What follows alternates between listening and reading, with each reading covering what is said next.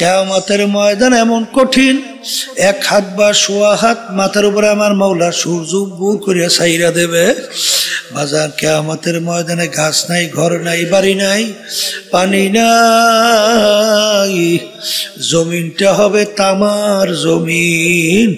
সূর্যের তাপে তামার জমিন পুইরা লাল চামড়ার মতো লাল হইয়া যাবে। বাজান ভাগুইনাও জাগা নাই, সূর্যের তাপে নাফরমানদের তালুটা টাস টাস করে ভাইটা মগজ গুলা ভাতের মতো উতলাইয়া বাইয়া বাইয়া পড়তে থাকবে। লা ইয়ামুতু ফিহা ওয়া লা ইয়াহইয়া, মানুষ বাঁচবেও না মরবেও না, মৌত তালাশ করে আর পাওয়া যাবে না। আমার মালিক বলবেন, ও ফেরেশতারা ফাগুল্লুহু, ওদেরকে বান্ধ, মিওয়ারাইহিম জাহান্নাম, ওদেরকে ফিকা ফিকা জাহান্নামে ফালাইয়া দাও। বাজার জাহান্নাম কেমন কঠিন জায়গা, এ আল্লাহর বান্দারা সহ্য করা যাবে? আল্লাহ আপনি আমাকে আমাদের সবাইকে মাফ করে দিয়ে। এই কোরআনুল কারীমে আল্লাহ রাব্বুল আলামিন বলছেন, আমি যাহা কিছু সৃষ্টি করছি সব জোড়ায় জোড়ায়। কিতে কিতে? এখন এগুলো তো অনেকটা বোঝাও যায়, হুজুর ধানের মধ্যে আবার জোড়া নাই, পানের মধ্যে আবার জোড়া। আমি রাস্তা দিয়ে যাইতেছি, হঠাৎ দেখি ক্ষেত কোলা আছে না, বিল বিল বিলের ভিতরে ধান লাগাইছে। আমি রাস্তা দিয়ে যাই গাড়ির মধ্যে, তখন দেখি বিলের ভিতরে কিছু ধান উঁচা আর কিছু ধান নিচু। আমি জিজ্ঞেস করলাম, ব্যাপার কি? কিছু ধান উঁচা আবার কিছু ধান নিচু খায়। কলে হুজুর বোঝেন নাই? না, কলে হুজুর ওই উঁচা ধান গুলো পুরুষ ধান, আর ওই নিচু ধান গুলো হুজুর মহিলা ধান। কি সেখানে জোড়া আছে না? আমাকে একজন বলতে, হুজুর পানির ভিতরে কোন পানটা সাতটা জানেন? আমি না, তা তো জানি না। কইতে আছে হুজুর, দেখবেন ওই পানির ভিতরে শির আছে না, ওই শিরে দেখবেন গোড়ায় গোড়ায় দুই একটা মিললে যায়, আবার দুই থেকে তো মেলে না। বলে যেইটা মিললে যাই ওই পানটা সাত। বলে কেন? বলে হুজুর ওইটা মহিলা পান আর ওইটা পুরুষ পান। কি বুঝছেন? তাইলে বুঝা গেল সব কি? তা কোরআনুল কারীম কি হয়েছে? সত্য হয়েছে, কথা ঠিক না বেঠি? আমি আর কয়েকদিনে মানে হয়তো বা কিছুদিন হবে, আমেরিকার এক পণ্ডিত মহিলা কোরআনুল কারীম সূরা নামাল নিয়ে রিসার্চ করতে যাইয়া দেখে যে আল্লাহ রাব্বুল আলামিন মৌমাছি সম্পর্কে যা যা বলছেন 100-তে 100 সব টোটাল সব মিলে গেছে। এই কিছুদিন আগে সে কালিমা পড়ে মুসলমান হয়ে গেছে। এই চিন্তা করবে কারা? আস্তে কয়। এখন আমার ভাইদেরকে বলো, পর্দার মা বোনদেরকে বলো, শোনেন, এখনো কোরআন কারীম আমাদের মাঝে আছে না? চ্যালেঞ্জের আয়াত কি উঠে গেছে না? এখনো আছে। আচ্ছা, দুনিয়ার ভিতরে শিক্ষিত পণ্ডিত ডক্টরেট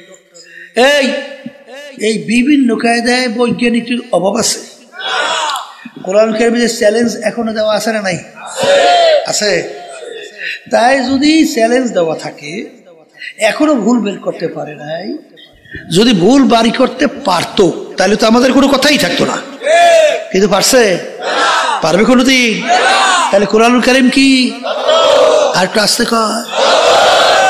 এই চিন্তা করবে কে? যারা যাদের ব্রেন আল্লাহ ভালো কথা, ঠিক কিনা? আর মানুষের সুরাতে যারা আবু জাহাল, উতবা সাহেব, আবু লাহাব মার্কা, এদের ব্যাপারে আল্লাহ রাব্বুল আলামিন কোরআনুল কারীমের ভিতরে বলেন যে আমার বান্দা বান্দি তো আমি মাখলুকাত এর ভিতরে আশরাফুল করিয়া বানাইছি। ওয়ালাকাদ কাররামনা মানে আদম, সমস্ত মাখলুকাতের ভিতরে শ্রেষ্ঠ সম্মানিত। কিন্তু আমার ওই বান্দা বান্দির ভিতরে এক শ্রেণী, ওদেরকে আমি চক্ষু দান করছি। কি দান করছি? কেন? আমার কুদরত দেখার জন্যে। ওই চক্ষু দিয়া সূর্যটা দেখবে, চন্দ্রটা দেখবে, আমার সমস্ত মাখলুকাত গুলো দেখবে, দেখে ওই বান্দা বান্দি আমার পরিচয় লাভ কইরা আমার বান্দা হিসাবে পরিচয়। কি কথা জোরে কথা ঠিক না বেঠে? কিন্তু ওদেরকে আমি চক্ষু দান করছি ঠিক, কিন্তু ওরা আমার কুদরত দেখাও কেমন জানি দেখে না, দেখাও জানো। ওদেরকে আমি কান দান করছিলাম, আমার নবী রসুল হক্কানি ওলামায়ে কেরাম নায়েবে রসুলদের কথা শুনবে। এই যেমন নাকি ওলামায়ে কেরাম এখন বয়ান করতেছে, আপনারা শুনতেছেন, শোনেন না? শোনার পরেও এক শ্রেণীর দেখবেন ওরা কেমন জানি শুই না শোনে না। এক শ্রেণীর মানুষ এরকম আছে, ওদেরকে আমি কলব দান করছি, দিল দান করছি বুঝ পাওয়ার জন্যে। কি পাওয়ার জন্য? বুঝার জন্যে। ওদের দিল কলব থাকার পরেও ওরা কেমন জানি বুঝাও বোঝে না। এই মানুষগুলা কেমন? এখন আল্লাহ বলতেছে এই মানুষগুলা উলাইকা কাল আনআম। কোরআনুল কারীমে আল্লাহ বলতেছেন এই মানুষগুলো চতুষ্পায় জানোয়ারের মতো। কি মতো? ও চতুষ্পায় গরু ছাগল ভেড়া। এরপরে আল্লাহ বলতেছে যে না, তার চেয়েও খারাপ। কথার কথা কুকুর ছেড়ে কুকুর। হ্যাঁ, যখন আল্লাহ বলছেন চতুষ্পায় জানোয়ারের, কথার কথা কুকুর ডাক দিয়ে বলে মালিক ওদেরকে আমাদের সঙ্গে মালিক তুলনা করলেন, হেতে আমাদের লজ্জা হয়। কেরা কয়? কুত্তায় কয়। কারে কয়? আল্লাহকে বলে। বলে কে তোদের লজ্জা? কথার কথাগুলো বোঝার জন্য। এই তোদের লজ্জা হয় কেন? বলে মালিক ওরা যা পারে ও আমরা পারি না। ওরা যা পারে ও পারে না, তা আমাকে বলে তুলনা দিলে মালিক আমরা লজ্জা পাই না। বলে কি পারে তোরা পারো না? কি ঘটনা? বলে মালিক আমাকে 4-5টা বাচ্চাও তো তুমি দেও। কুকুরের 4-5টা বাচ্চা হয় না? হয়তো। আচ্ছা, এই বাচ্চাগুলো যতক্ষণ পর্যন্ত নিজেরা খাইয়া লইয়া চলার মতো উপযুক্ত না হয় ততক্ষণ পর্যন্ত বাচ্চাগুলোকে ফালাইয়া মা অন্যত্র কোথাও যায়? জানের ঝুঁকি নিয়া বাচ্চাগুলাকে লালন পালন করে না? করে করে। কিন্তু বর্তমানে এক শ্রেণী বের হয়েছে 2-2.5 বছরের বাচ্চাটাকে ফেলাইয়া কুত্তার চেয়েও খারাপ আচরণ কইরা, পরকিয়া প্রেমের মধ্যে পইরা আচরণ খারাপ কইরা বের হয়ে যায়। আছে আছে। এই কুকুরটা বাঘের মুখে ঝাঁপ দেয় বাচ্চাকে বাঁচাবার জন্য। আর বিভিন্ন জায়গায় শোনা যায় মা অনেক সময় বাচ্চাকে মেরিয়ে ফেলায়, বাপ বাচ্চাকে মেরিয়ে ফেলায়। আছে না নাই? এই ঘটনা আমাদের অহরহ অনেক জানা আছে। উঠতে পারে না ওপার। এখন আল্লাহ বলতেছে কথা তো ঠিকই কইছো, তোদের মতো কইল তাহলে বাল হুম আদাল। আল্লাহ বলতেছে এক শ্রেণীর মানুষ চতুষ্পায় জানোয়ার না, তার চেয়েও খারাপ। এরপরে আমার মালিক বলেন অন্য আয়াতের ভিতরে শারুল বারিয়া, এক শ্রেণীর মানুষ আমার সবচেয়ে নিকৃষ্ট জানোয়ার, তার নাম হলো শূকর। এক শ্রেণীর মানুষ আছে এরকম শূকরের চেয়েও খারাপ। জোরে বলেন নাউজুবিল্লাহ। কে বলছে? আবার বল, কে বলছেন? আল্লাহ। এখন আমার বাজানদেরকে বলবো, শোনেন।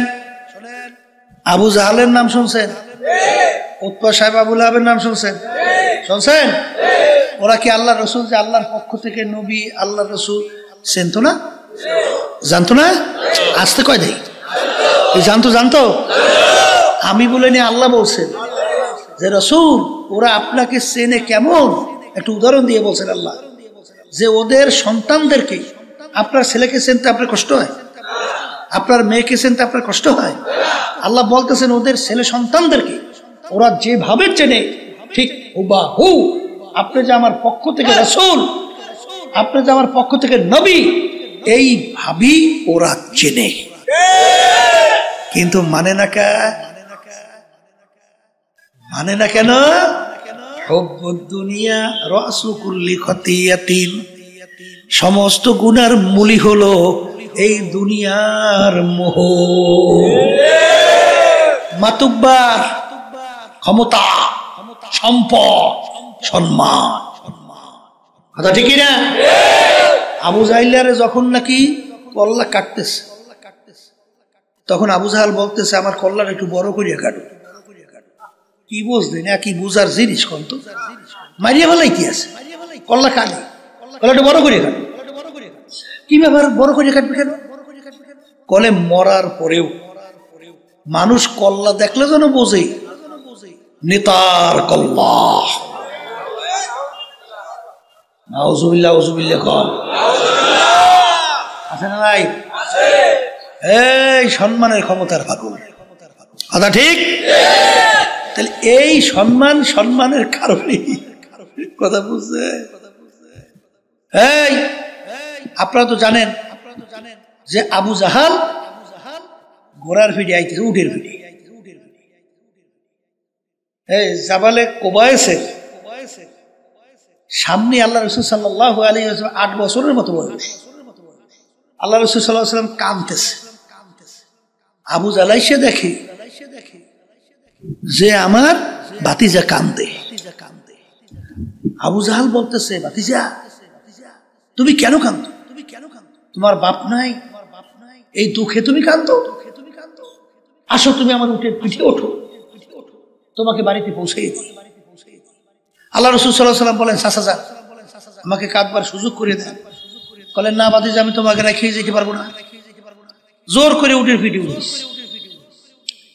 উটের পিঠেতে উঠাইছে ঠিকই, আবু জাহেলের সামনে। আল্লাহ রাসূল সাল্লাল্লাহু আলাইহি ওয়াসাল্লাম কোথায়? এখন উটকে আঘাত করছে, সামনে চল। উট পা খামে দিয়ে দাঁড়াই দিস, এক পাও। কি হইল? সামনে যাও না। বলে, আবু জাহেল তুমি থাকবে সামনে, আর সরদারে দো জাহান মুহাম্মদ রাসূলুল্লাহ সাল্লাল্লাহু আলাইহি ওয়াসাল্লাম সে থাকবে তোর পিছনে, আর আমি উঠ সামনে যাব, এক পাও না। আল্লাহর হাবিবকে সামনে আনো, নাহলে আমাকে মাইরে ফেলাইতে পারো, আমার পা সামনে যাবে না।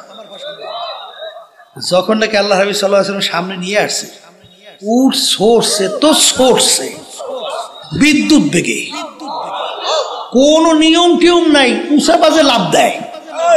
আবু জাহেল ভয় থেকে অস্থির হয়ে গেছে, মারিয়া লেবে টেলেবে নাই। আবার থাম, কি হয়েছে?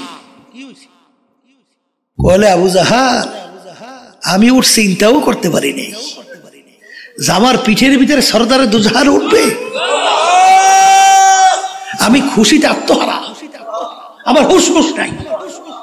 হে আবু জাহেল, আমাকে থামাইতে পারবা না।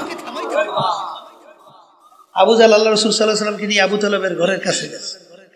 যাইয়ে বলতেছে, আবু জাহেল যে এই আমার ভাতিজা আমাদের এই সন্তানটাকে গুরুত্ব সহকারে তারপর লালন পালন করো, এই ভবিষ্যতে কিন্তু একজন আমাদের বংশের গৌরব হবে। এই আবু জাহেল কয়, এই আবু জাহেলি যখন আল্লাহ নবী সাল্লাল্লাহু আলাইহি ওয়াসাল্লাম বললেন, চাচা জানরা আল্লাহর উপরে, এক আল্লাহর উপরে ঈমান আনতে হবে। এই মূর্তি ভূত পূজা করা যাবে না, এইটা করা যাবে না। যখনই বলছে এখন আবু জাহেল বলে, কি ব্যাপার, আমাদের ধর্মের বিরুদ্ধে কথা বলে। এই শুরু হয়ে গেল খেলা। এখন নেতৃত্বের কি বেজে গেছে, সংকট বেজে গেছে। কথা ঠিক কিনা? শেষ পর্যন্ত আল্লাহ নবী সাল্লাল্লাহু আলাইহি ওয়াসাল্লাম কি কষ্ট তো দেশে তাই না, মারার বহু পরিকল্পনাও করছে না। এই যে যারা হজে গেছেন দেখছেন, আবু জাহেলের যেখানে ঘর আছিল সেখানে এখন পোরসা পায়খানা দেখছে।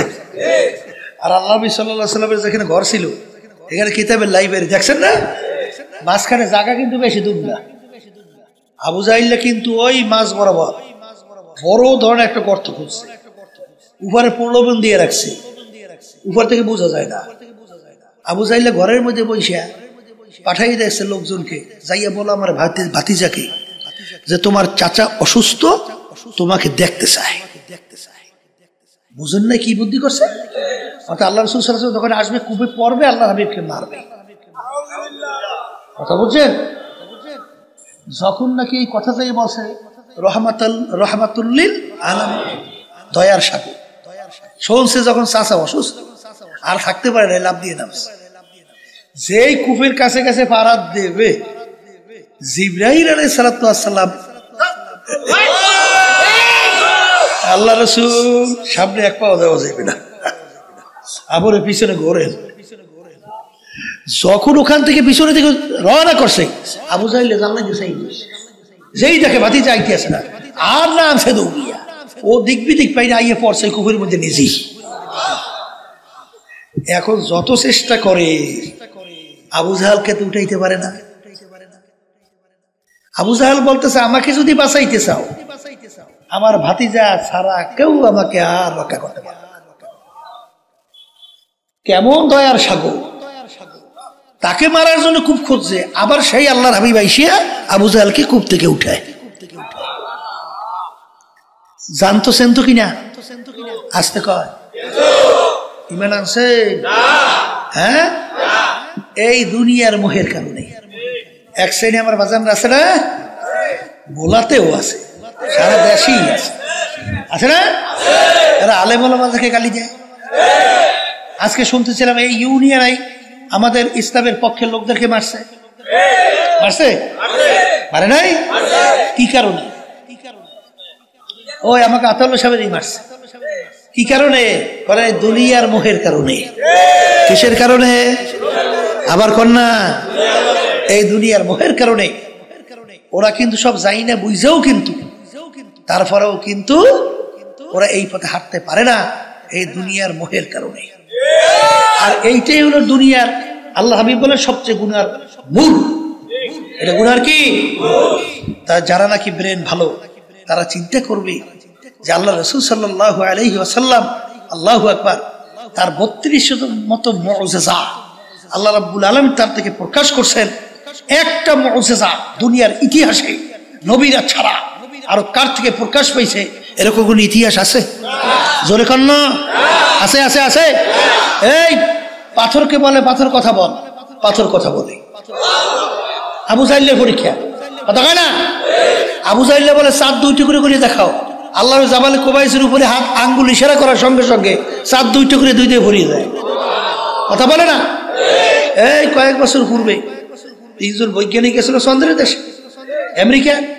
সেখানে যাইয়া দেখে চন্দ্রের ভিতরে ফাটল।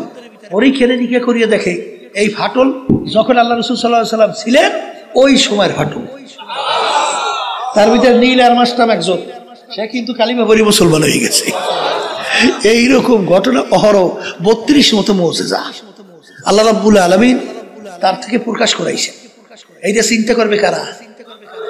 আসতে কয় আল্লাহর হাবিবের সবচেয়ে বড় মুআজিজা হলো কুরআনুল কারীম। সবাই জোরে বলি সুবহানাল্লাহ। কুরআনুল কারীমের মধ্যে এখনো চ্যালেঞ্জ দেওয়া আছে না নাই? বাজানদেরকে বলবো, পর্দা আলে মা বোনদেরকে বলবো, দুনিয়ার জিন্দেগি কিন্তু একটাই রে বাজান। দুনিয়ার ভিতরে যে কোনো কাজে যদি তুমি 5 বারও ঠগো, আবার ওই কাজের ভিতরে চেষ্টা করলে জিতবার আশা করা যায়। কিন্তু কবরের যাত্রীরা যারা মরবেন, কবরে যাবেন, বাজান দুনিয়া থেকে একবার যদি কেউ কবরে যাইয়া ঠইগা বসো, আর দ্বিতীয়বার দুনিয়াতে আইসা আপিল কইরা জিতবার কিন্তু আর আশা নাই। এই জোরে বলেন আছে? যদি নাই থাকে বাজান, যাদের আল্লাহ রাব্বুল আলামিন বুঝদান করছেন, ব্রেন ভালো রাখছেন, তারা যখন একটা পাতা নিয়ে মোরাকাবা করে, মোরাকাবা করতে করতে তখন বলে, আমার মালিক বর্গে দারাখতা সবজে দরনজরে হুশিয়ার হারওয়ারাতে দফতুরি মারফাতে কিরদেগার। হে আমার দয়ার মালিক, আমি যখন একটা গাছের পাতার দিকে তাকাই, আমি তো গাছের পাতা দেখি না, আমি দেখি তোমাকে। আমি যখন সূর্যের দিকে তাকাই, আমি তো সূর্য দেখি না, আমি দেখি তোমাকে।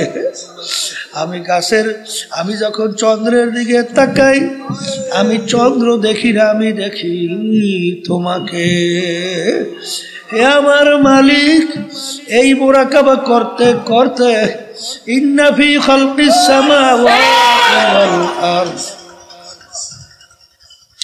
ইখতিলাফিল লাইলি ওয়ান নাহার লাআয়াতিন লিউলিল আলবাব আল্লাযীনা ইয়াযকুরুনাল্লাহা কিয়ামান ওয়া qu'udan ওয়া আলা জুনুবিহিম وعلى جنوبهم ويتفكرون في خلق السماوات والأرض ربنا ما خلقت هذا باطلا سبحانك فقنا عذاب النار।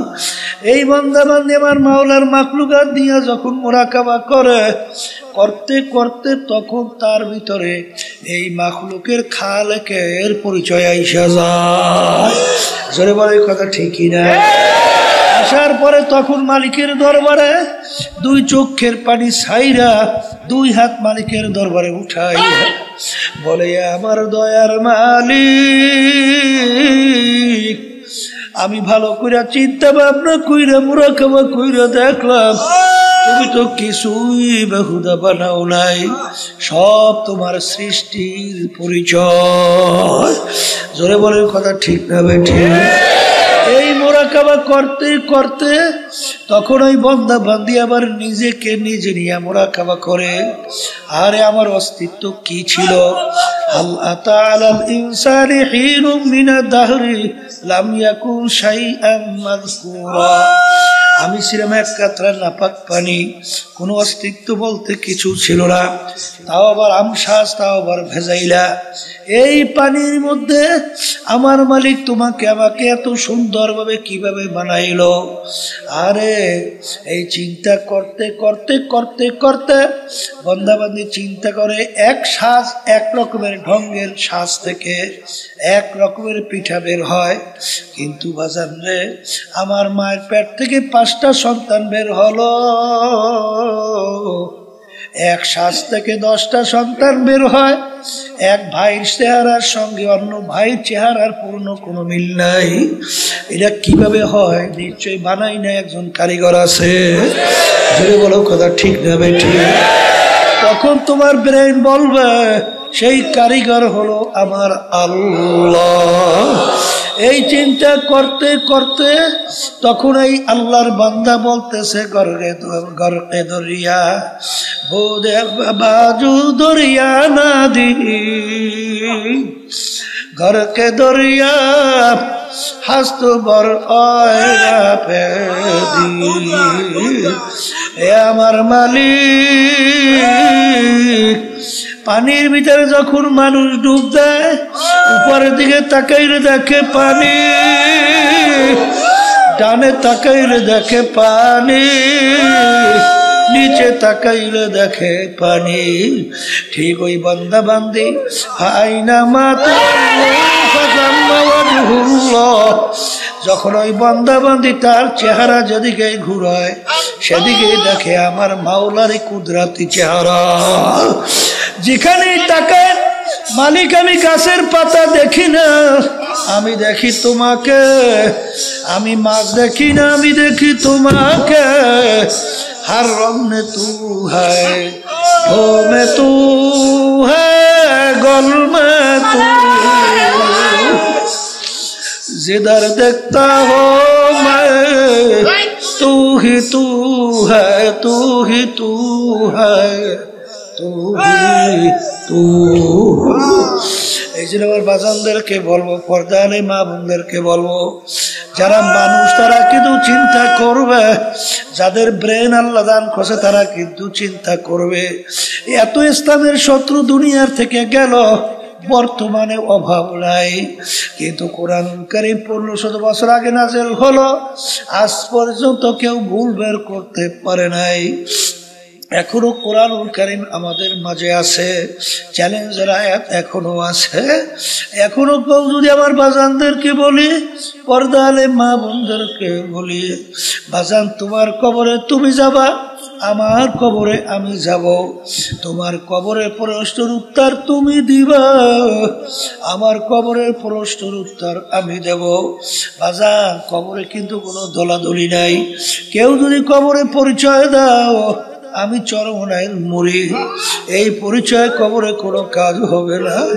কেউ যদি পরিচয় দাও আমি সারসিনার, আমি ফুরফুর, আমি জৈনপুর, আরে আমি আট্টসি, আমি রাজারবাগ, দেওয়ানবাগ, আমি সুরেশ্বর, আমি মাইজ ভান্ডার, আরে আমি তাবলিগের লোক, আমি জামাতের লোক, আমি বিএনপির লোক, আমি আওয়ামী লীগের লোক, এই পরিচয় কিন্তু কবরে চলবে না।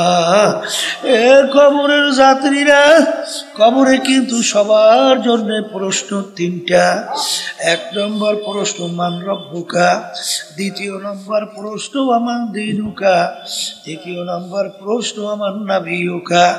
এই তিন প্রশ্নের ভিতরে কোথাও কিন্তু নাই তুমি চরমনাইর কিনা, তুমি সারসিনার কে, তুমি ফুরফুরার কিনা, তুমি অমুক টমুক সমুক টমুক কিনা, এ পরিচয় কিন্তু কবরে নাই।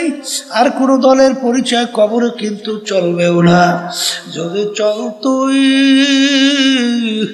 আল্লাহর হাবিব সাল্লাল্লাহু আলাইহি ওয়াসাল্লামের চেয়ে বড় পীর, বড় ওলি, বড় গাউস কুতুব দুনিয়া থেকে আসেও নাই, কোনোদিন আসবেও না।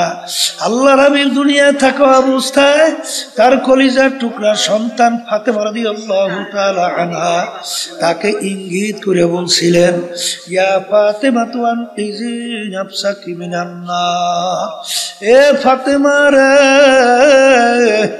দুনিয়ায় থাকা অবস্থায় নিজে আমল করো, জাহান্নামের আগুন থেকে বাঁচো, এরপরে অন্ধকার কবরে যাই আসো। ফাতেমা যদি কবরে পরিচয় দাও আমি আখিরি জামানার নবীর মেয়ে, আল্লাহ রাসূল বলে ফাতেমা রে, এই পরিচয় কবরে কোনো কাজ হবে না। এ কবরের যাত্রীরা ভালো করে মনকে বুঝাও, তারপর কবরে রওনা করো। কারণ একবার যদি কেউ কবরে ঠগো আর দ্বিতীয়বার দুনিয়াতে আইসা আপিল কইরা জিতবার কিন্তু আর আশা নাই। এ আল্লাহর বান্দারা, পর্দা আলে মা বোনেরা, আজকে দুনিয়াতে স্বাধীনতা পাইয়া আমার মালিক তোমাকে আমাকে দুনিয়ায় পাঠাইলেন, পাঠাইয়া আমার মালিক ঘোষণা করলেন আমভির হুম রুয়াইদা, আমি তোমাদেরকে স্বাধীনতা দান করলাম। কেন? লিয়াবলুয়াকুম আইয়ুকুম আহসানু আমালা, পরীক্ষা নেওয়ার জন্য, পরীক্ষা করার জন্য।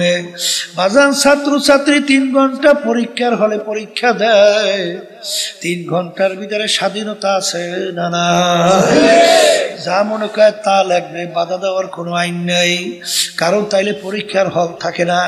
বাজান তোমাকে আমাকে আমার মালিক দুনিয়ার ভিতরে পাঠাইয়া তোমাকে আমাকে স্বাধীনতা দান করলেন কেন?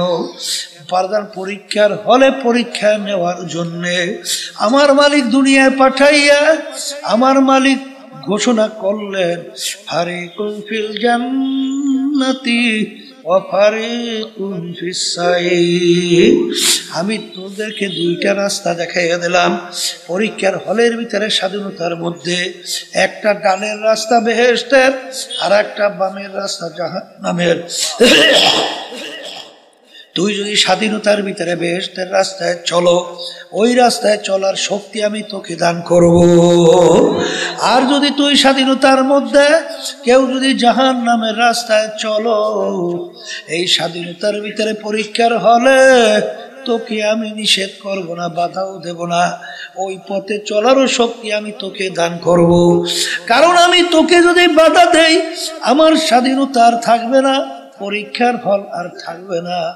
এই জন্য আমার বাজানদেরকে বলবো, আজকে স্বাধীনতা পাইয়া পরীক্ষার হলে যেরকম ইচ্ছা ধরাকে সরাজ্ঞান মনে না কইরা, যারা বিশেষ করে বাজান মানব রচিত কুফুরি তন্ত্র মন্ত্র প্রচলিত গণতন্ত্র, যার প্রবক্তা প্রাক্তন president Abraham Lincoln, president America, তিনি বলছিলেন government of the people, by the people, for the people. তিনি এক কথায় বুঝাতে চায় সমস্ত ক্ষমতার মালিক জনগণ। বলেন নাউজুবিল্লাহ। নীতি আদর্শ কিন্তু বিএনপি লালন করে কি করে না, আওয়ামী লীগ করে কি করে না, জাতীয় পার্টি করে কি করে না,